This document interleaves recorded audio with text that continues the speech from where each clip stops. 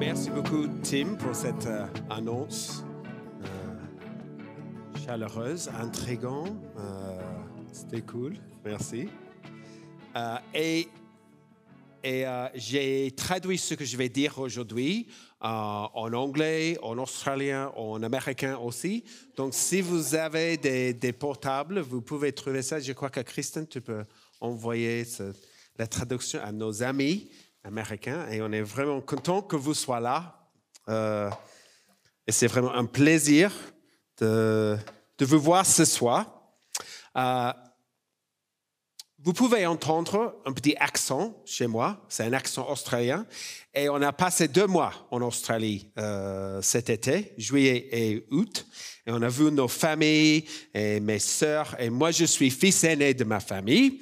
Et je me suis rendu compte que mes sœurs sont beaucoup plus cool que moi, en fait. Beaucoup plus cool. Ils ont les coiffures. Déjà, ils ont les cheveux, OK?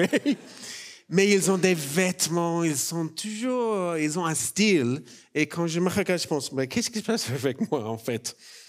Mais c'est un peu bizarre parce que quand j'étais au collège et au lycée, j'ai pensé qu'elles n'étaient pas cool. Pas du tout, en fait.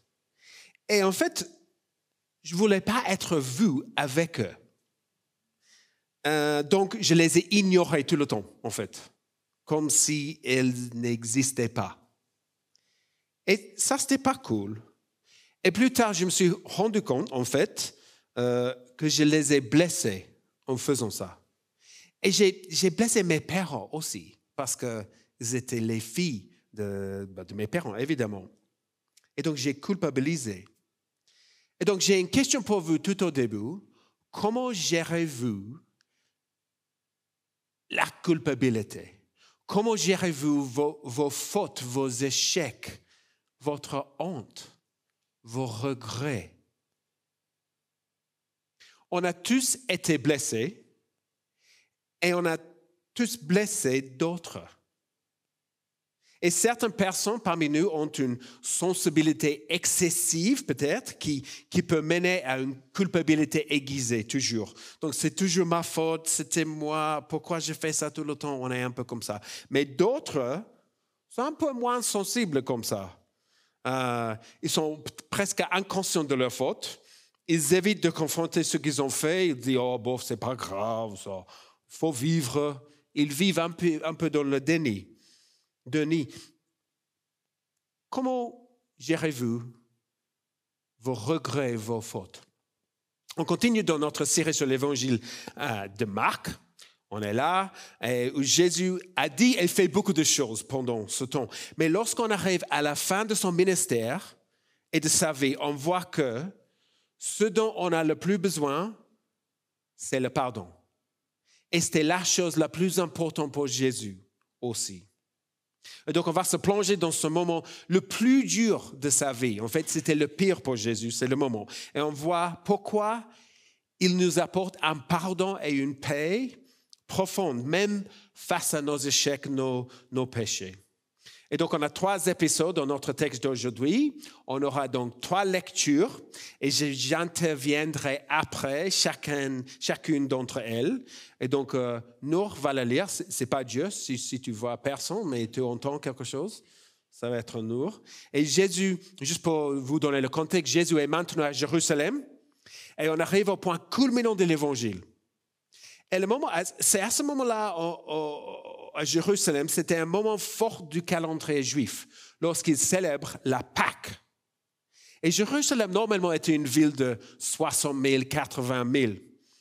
Mais la fête de la Pâque ne pouvait être célébrée qu'à Jérusalem. Et donc, Jérusalem était rempli de gens. 300 000, 400 000, c'était comme la fête de la lumière ici à Lyon. C'était incroyable. Et donc, on va la lire maintenant, le premier texte. Merci, Nour. Le premier jour des pains sans levain, où l'on sacrifiait l'agneau pascal, les disciples de Jésus lui dirent, « Où veux-tu que nous allions te préparer le repas de la Pâque ?» Il envoya 2 de ses disciples et leur dit, « Allez à la ville, vous rencontrerez un homme qui porte une cruche d'eau, suivez-le. Là où il entrera, dites au propriétaire de la maison, le maître dit, où est la salle où je mangerai la Pâque avec mes disciples ? Alors, il vous montrera une grande chambre à l'étage, aménagée et toute prête. C'est là que vous nous préparerez la Pâque. » Ses disciples partirent, arrivèrent à la ville et trouvèrent tout comme il leur avait dit, et ils préparèrent la Pâque. Merci, non. Donc, la fête de la Pâque était encore la plus ancienne fête juive. Et le terme Pâques vient de l'hébreu Pessah, qui signifie passer au-dessus. Et donc, elle célébrait la libération de l'esclavage en Égypte, le Pâques. Et lorsque Dieu a jugé les Égyptiens, les Israélites ont sacrifié un agneau et ont peint le sang sur leur porte, en fait, le seuil de leur porte. Et Dieu est passé au-dessus de leur maison. Et donc, le lendemain, ils étaient libres de partir. Ils ont célébré cette fête pendant plus de 1000 ans. Et ils célèbrent encore, les Juifs, ils célèbrent encore cette fête. C'est 3000 ans maintenant. Et donc, vous pouvez imaginer la scène dans vos têtes. Tout le monde était à Jérusalem. La foule, partout. Le trafic incroyable. Pas le klaxonner, mais je ne sais pas, les bruits. La poussière, l'attente, l'urgence, les bêlements des brebis, je ne sais pas combien de 1000 brebis ont été sacrifiées, mais il y avait beaucoup. Et vous pouvez imaginer les disciples là. Okay, les disciples. Et qu'est-ce que les disciples disent? Ils sont entourés par les gens. Où veux-tu que nous allions te préparer le repas de la Pâque? Avez-vous déjà eu du mal à trouver une table pour un resto à manger? Est-ce que vous avez vécu cette... C'est incroyable ça. Jésus a accompli quelques miracles dans l'évangile de Marc, mais celui-ci est le miracle le plus moderne, je trouve. Trouver une table dispo dans un repas. Mais pourquoi ce texte est-il là?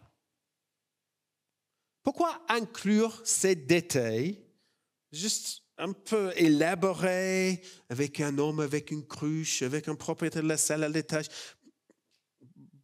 Sur la manière dont ils ont trouvé. Pourquoi?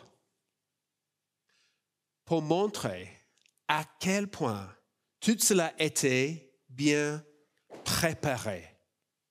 Vous voyez les mots qui sont répétés là? Les mots là? Où veux-tu que nous allons te préparer le repas de la Pâque? Puis où est la salle où je mangerai la Pâque avec mes disciples? C'est là que vous nous préparez la Pâque. Ils ont trouvé tout comme il leur avait dit, ils préparèrent la Pâque. Jésus a tout préparé. Il a tout prévu. L'homme qui porte une cruche d'eau, le propriétaire, salle à l'étage, tout était prévu. Les préparatifs pour manger la Pâque ont été faits par Jésus. Est-ce que c'était la providence de Dieu, un miracle ou juste bien organisé en avance? Est-ce que Jésus connaissait des gens dans le coin? Bon, on ne sait pas. Mais verset 16, vous voyez, ils arrivaient à la ville et trouvèrent tout comme il leur avait dit. Et ils préparaient la Pâque. Leur Pâque était bien préparée. Qu'est-ce que cela nous montre? Jésus a préparé notre pardon. Dieu a prévu cela. Non seulement en ce moment-là, mais 1000 ans auparavant, avec les Israélites en Égypte. Cette fête, c'était répété chaque année. Et il a préparé le moment de la venue de Jésus. On comprend la planification, n'est-ce pas? Certains parmi nous, plus que d'autres peut-être. Certains, peut-être c'est un gros mot, la planification, je ne sais pas. Mais il faut vivre, n'est-ce pas, dans le travail, la vie de famille, nos projets, nos amis qui vont peut-être chercher les enfants, avec qui on va manger ce soir. Il faut organiser tout cela, n'est-ce pas? Est-ce que vous avez tous un emploi de temps? Oui, c'est ça, il faut vivre avec ça. Un calendrier, peut-être un planning. Est-ce que vous avez déjà planifié 2025? Qui a planifié 2025? Un peu. Ah oui, ouais, c'est logique. OK, je vois certains jours. OK. Dieu a un calendrier de plus d'un an, n'est-ce pas? Il a un calendrier de 1000 ans. 1000 ans. Vous allez rigoler un peu ici quand ça marche, peut-être. Allô? Est-ce que vous pouvez? Il me semble que c'est... Ah oui, c'est mon schéma préféré. Mais on voit que la Bible nous montre les plans de Dieu. Est-ce que vous voyez le plan? L'Exode, on est juste là. L'Exode qui était là est le début de la Pâque. Et chaque année, ils ont célébré la Pâque. Chaque année, jusqu'à ce qu'ils arrivent à Jésus, en fait. Et Dieu a planifié tout ça. Il a planifié, Jésus a prévu le lieu, la salle, tout ça. Dieu a planifié la Pâque. Et on peut planifier, on peut être organisé, mais c'est intéressant, n'est-ce pas? Nos échecs nous prennent toujours par surprise. N'est-ce pas? On ne planifie jamais nos regrets. On est surpris par notre culpabilité ou notre honte. Peut-être vous avez vécu un moment où vous prenez conscience de l'effet de votre colère sur vos amis ou vos parents ou vos sœurs, vos frères, vos enfants. Et ça ne nous prend pas surprise. Dieu connaît nos péchés. Et il le voit plus clairement que nous. Et lorsqu'on se rend compte de quelque chose, ce n'est pas une surprise pour Dieu. Dieu a planifié la Pâque. Il sait très bien nos péchés. Et c'est lui qui nous aide à le voir dans nos vies. Il nous aide à le voir. Il nous aide à voir ce qu'il fait ici pour y remédier. Et donc, si vous êtes un jour ébranlé par quelque chose que tu as fait, ça va. D'un côté, c'est une bonne chose. Parce que Dieu vous a aidé à le voir et il a également planifié, préparé ton pardon. Donc ça, c'est le premier épisode. Deuxième épisode, c'est verset 22. Et ce que l'évangile de Marc fait, il rapporte ce qui est arrivé à Jésus, mais il élabore également avec soin, en fait. Et donc, dans ce chapitre, il entremêle ce qui se passe avec les disciples et leur faute. Jésus, sa fidélité, puis les disciples, puis Jésus. Et donc, il fait ça un peu comme un sandwich à plusieurs étapes. J'aime bien le sandwich. Cette semaine, on va se concentrer sur Jésus. Et donc, la semaine prochaine, ça va être sur les disciples. Mais cette semaine, on est vers 22. Et donc, merci Nour.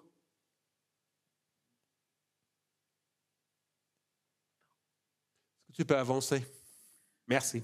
Pendant qu'ils mangeaient, Jésus prit du pain et après avoir prononcé la prière de bénédiction, il le rompit et leur donna en disant « Prenez, mangez, ceci est mon corps. » Il prit ensuite une coupe et après avoir remercié Dieu, il la leur donna et ils en burent tous. Il leur dit « Ceci est mon sang, le sang de la nouvelle alliance, qui est versé pour beaucoup. Je vous le dis en vérité, je ne boirai plus jamais du fruit de la vigne, jusqu'au jour où je le boirai nouveau dans le royaume de Dieu. » Merci, Nour. C'est un texte que les chrétiens lisent souvent dans l'Église. Et le repas de la Pâque était, et encore, en fait, un repas hautement liturgique, en fait. Donc, le plus jeune enfant posait des questions prescrites auxquelles le maître de la maison répondait pour expliquer la Pâque.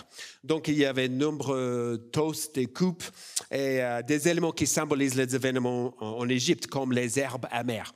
Et donc, le petit enfant, ils ont dit, « Pourquoi il y a les herbes amères ici ?» Et le maître de la maison, il répondit, bah, ça nous rappelle l'amertume de l'esclavage. Et puis l'enfant dit, et pourquoi est-ce qu'il y a l'eau salée? Et le maître dit, parce que ça signifie les larmes et tout ça. Et donc, c'est un repas incroyable, en fait. Parmi les Juifs, il y a beaucoup de symbolisme, c'est excellent. Et l'agneau rôti leur rappelle que lorsque le jugement de Dieu s'est abattu sur Égypte, en fait, il y avait un endroit sûr où se tenir. Et c'était dans la maison qui avait le sang de l'agneau sur la porte, sur le seuil. Et les Israélites ont été épargnés. Dieu a passé au-dessus. Et c'était un signe. Passé, le sang a été versé ici. Et notre texte ne nous décrit pas tout le repas ici, mais à un moment précis, Jésus sort du script, en fait. C'était très liturgique et Jésus, il fait l'impro, en fait.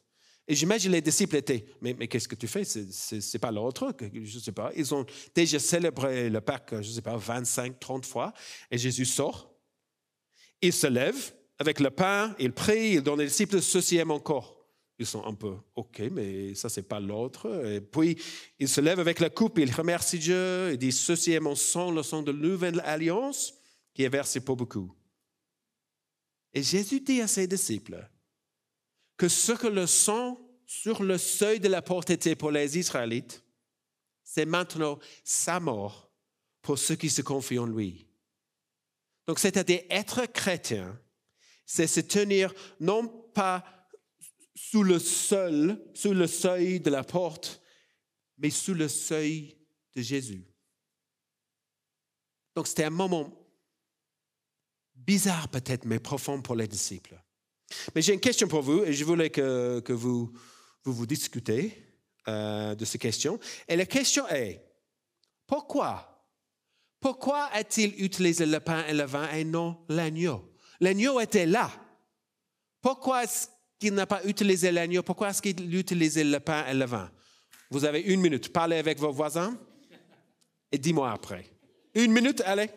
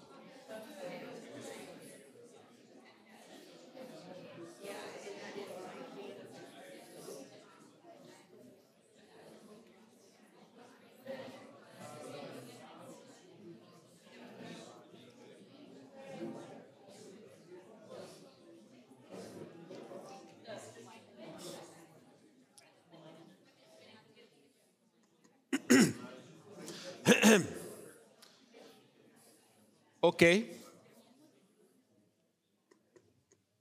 J'espère que vous avez eu des discussions fructueuses.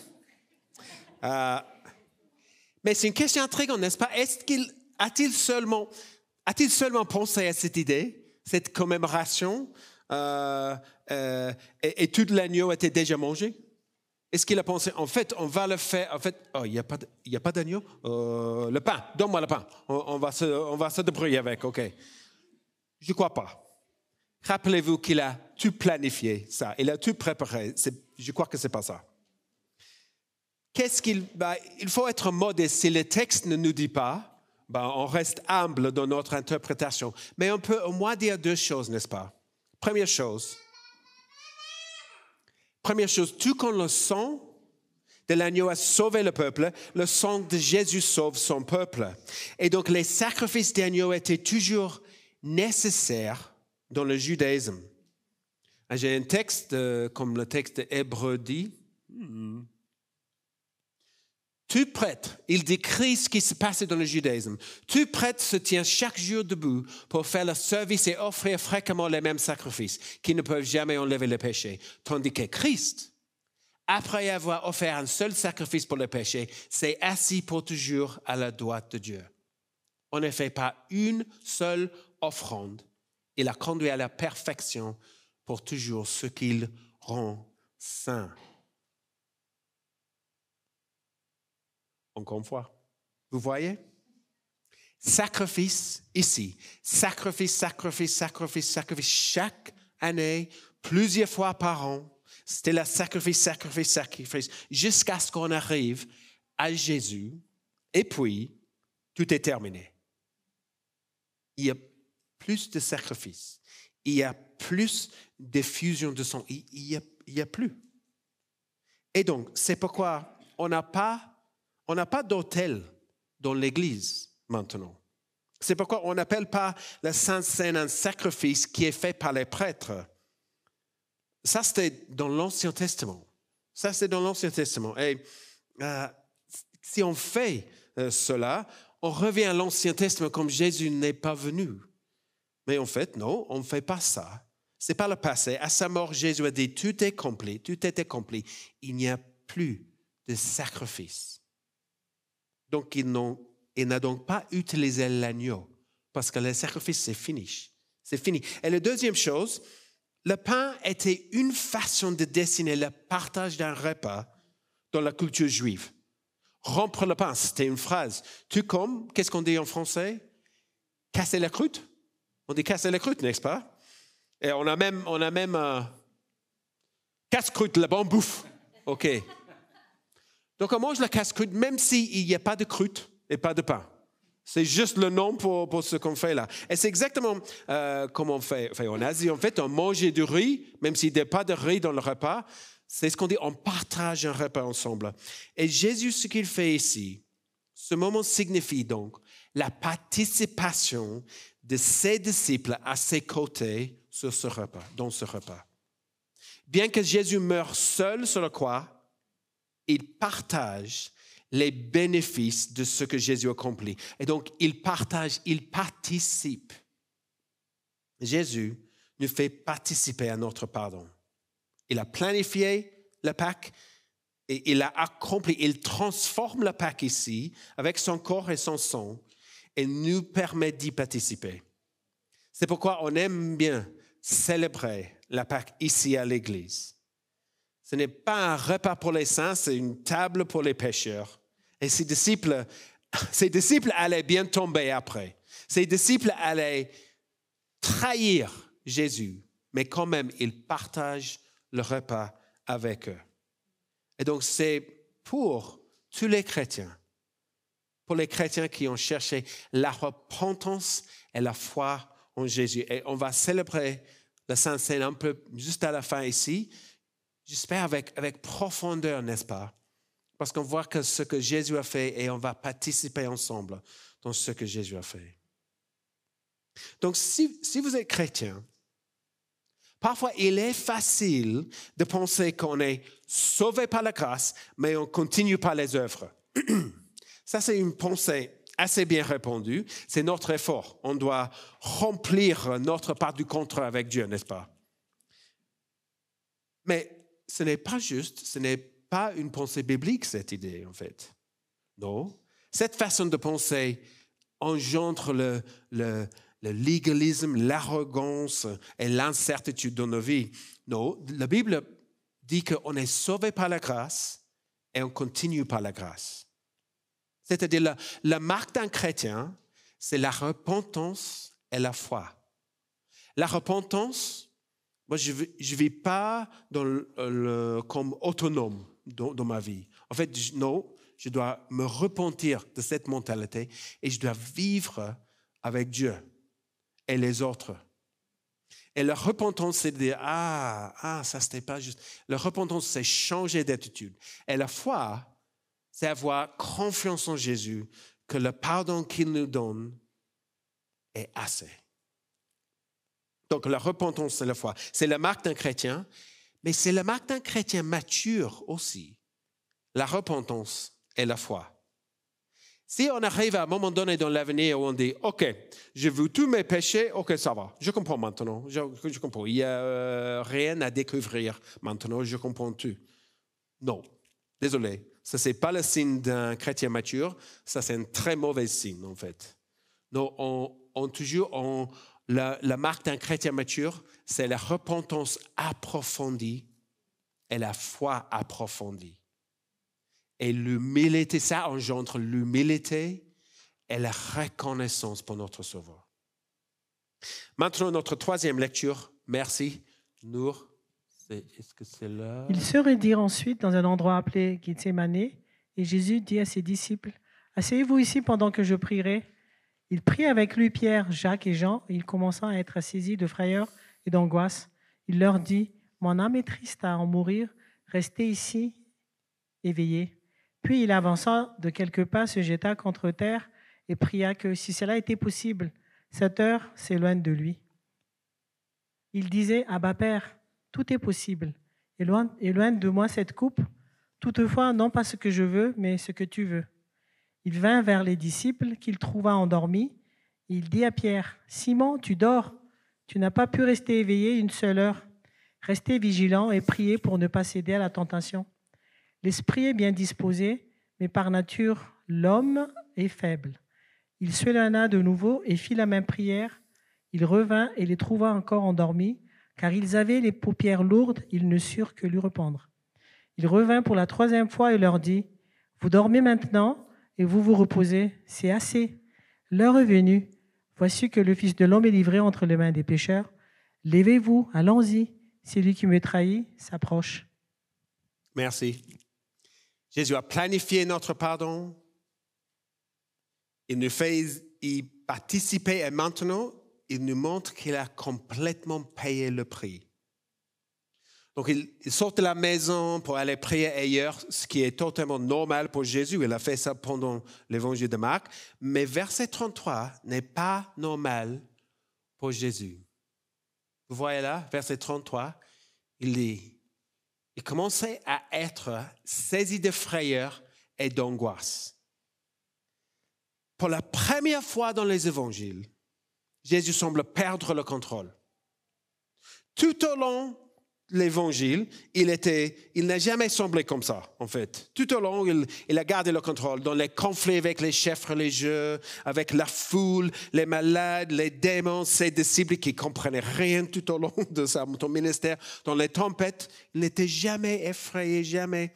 Et puis ici, il est ébranlé, il est perturbé. En fait, les mots qu'ils utilisent là sont utilisés très peu souvent dans la Bible. C'est vraiment des mots forts, frayeur, d'angoisse. Et puis il leur dit, verset 34, « Mon âme est triste à en mourir. » Donc, il dit, ce qu'il veut dire, c'est pas qu'il est triste à l'idée de mourir, mais c'est la tristesse est tellement forte qu'il a l'impression que la tristesse va le tuer. Vous voyez, c'est à tel point c'est fort pour lui. Et ce texte, en fait, était délicat pour l'Église primitive. Pourquoi? Parce qu'ils avaient toujours dit que Jésus était Dieu, mais ici, il est anxieux, effrayé, troublé. L'un des critiques de la foi chrétienne tout au début, par Julien par exemple, dit que Jésus, il dit, est ici comme une personne misérable qui ne peut pas supporter son destin, même s'il est Dieu selon vous chrétiens. Pour lui, ce critique, c'est la preuve qu'il n'est pas Dieu. Et pour d'autres, c'est la preuve qu'il n'était même pas un grand homme. D'autres ont affronté la mort avec plus de dignité, comme Socrate. Mais pas Jésus ici. Pourquoi? Il leur dit, restez ici éveillés. Mais les disciples étaient habitués à ce que Jésus veille sur eux, n'est-ce pas? C'est un peu comme, je ne sais pas si vous avez lu Le Seigneur des Anneaux ou quelque chose comme ça, vous avez vu, il y a des petits hobbits, ils sont toujours là et autour du feu, ils s'endorment. Et puis juste avant de s'endormir, ils voient toujours Gandalf ou un des autres qui reste éveillé, qui restent là pour garder leurs objets. Et les disciples étaient un peu comme ça. Jésus est toujours en contrôle, il est toujours là. Mais ici, maintenant, c'est eux de rester ici éveillés. C'est l'échec total par les disciples. Mais ici, Jésus est dans le chagrin. Il est comme une obscurité profonde, écrasante, étouffante, qui l'engloutit. Peut-être vous en avez fait l'expérience à un moment dans votre vie où tu étais vraiment dans l'ombre profonde. Jésus le ressent ici. Mais si on comprend pourquoi il meurt, on comprendra son chagrin. Son chagrin, verset 36. Verset 36. Oh, non, pardon. Il disait, « Abba Père, tout est possible. Éloigne de moi cette coupe. Toutefois, non pas ce que je veux, mais ce que tu veux. » La prière de Jésus ne concerne pas le fait d'être sauvé de la mort, mais d'être sauvé de la coupe. Et la source de cette image est l'image de la coupe de la colère de Dieu dans l'Ancien Testament.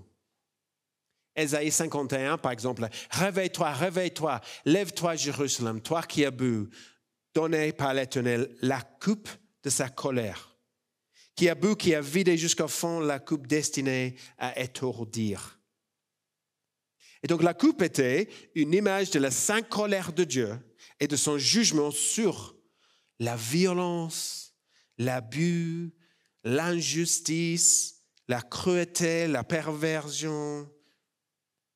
Et Jésus était sur le point d'expérimenter le jugement de Dieu ici, sur le péché, et la culpabilité de nous tous dans sa mort sur la croix. Jésus, le Fils de Dieu, qui avait une relation parfaite avec Dieu, comme l'évangile de Marc, de Jean nous dit qu'il était avec Dieu, et il était Dieu. Il était Dieu. Lui allait maintenant souffrir le jugement de Dieu. Nos péchés ont un impact, non seulement sur les autres, mais sur celui qui nous a créés. Et en fait, Dieu ne nous pardonne pas en fermant les yeux sur notre péché et en l'ignorant. En fait, personne pardonne comme ça. Tu peux pardonner quelqu'un seulement en prenant ce qu'ils ont fait sur toi-même, en toi-même. C'est la seule façon. Et ici, le pardon est coûteux pour celui contre lequel le mal a été fait. À la croix, on ne voit pas seulement l'amour de Dieu, mais aussi le sérieux avec lequel il considère notre péché. On voit quelque chose ici, le jugement de Dieu, le colère, l'abandonnement de Dieu, la rupture de la relation parfaite. C'est intense pour Jésus ici à ce moment-là. Mais Jésus a complètement payé le prix pour notre pardon. Et vous voyez, la bataille a été gagnée sur la croix pour nous parce que la bataille a été gagnée dans le jardin avant que Jésus ne prie. Et vous voyez, Jésus, il n'exige pas, il ne marche pas avec Dieu, il ne pose pas des conditions. Il se soumet à la volonté de Dieu. Et il porte notre péché et notre jugement. Donc, j'ai que trois applications pour nous à la fin de ce texte. Ne sous-estime pas le prix de nos péchés. Ceux qui se débarrassent trop facilement du péché et de la culpabilité, en fait, ils sont un peu comme les disciples ici, un peu endormis, un peu inconscients. Si on est comme ça, en fait, on est un peu trop ignorant. En fait, on ne voit pas vraiment à quel point nous sommes faibles et imparfaits et à quel point notre péché affecte les autres. Tout comme moi avec mes sœurs, je ne voyais pas l'impact sur eux, je ne voyais pas l'impact sur mes parents. Et ça, c'est juste un petit exemple comme ça. Mais en fait, on a tous les exemples dans nos vies. On a eu un impact sur nos frères, nos sœurs, nos parents, tout ça.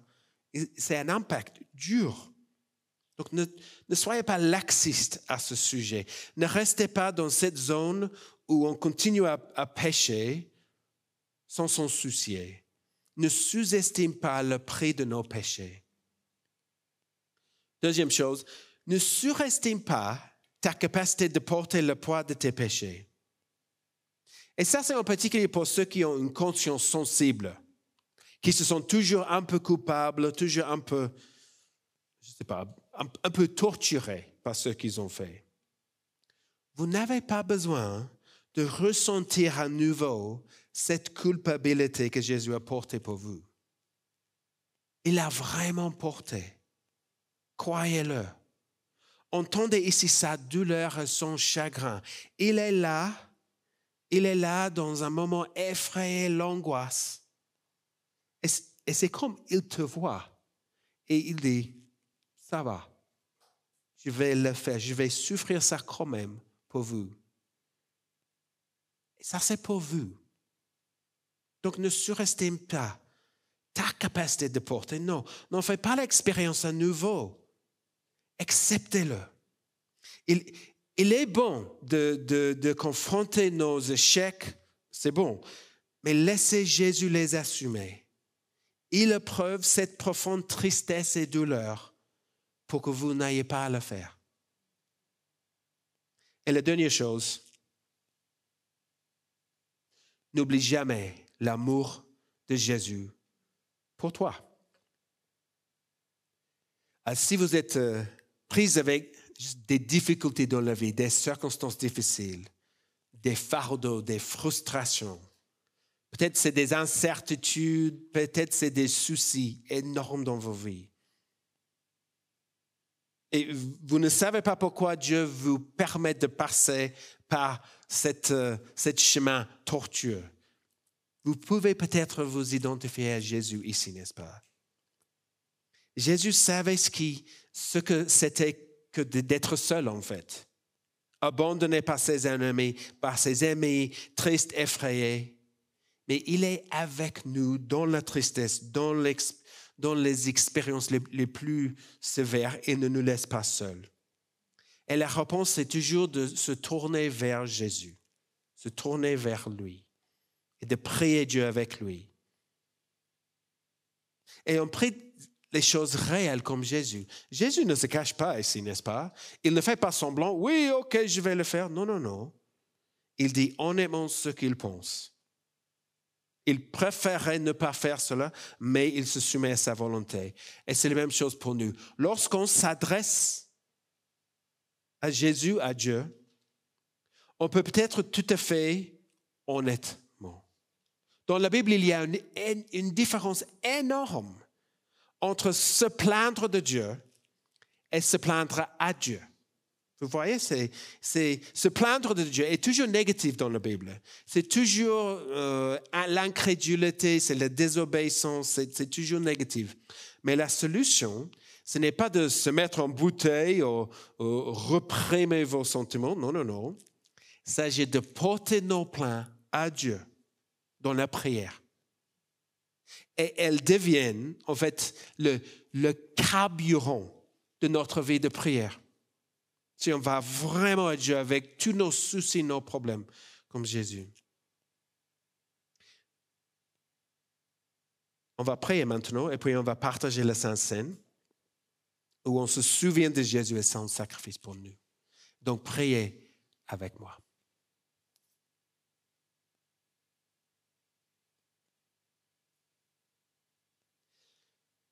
Seigneur, merci. Merci parce que tu nous connais mieux que nous nous connaissons. Et tu connais nos fautes, nos échecs. Mais Seigneur, tu les as portés sur toi, sur la croix. Malgré l'angoisse, malgré la tristesse.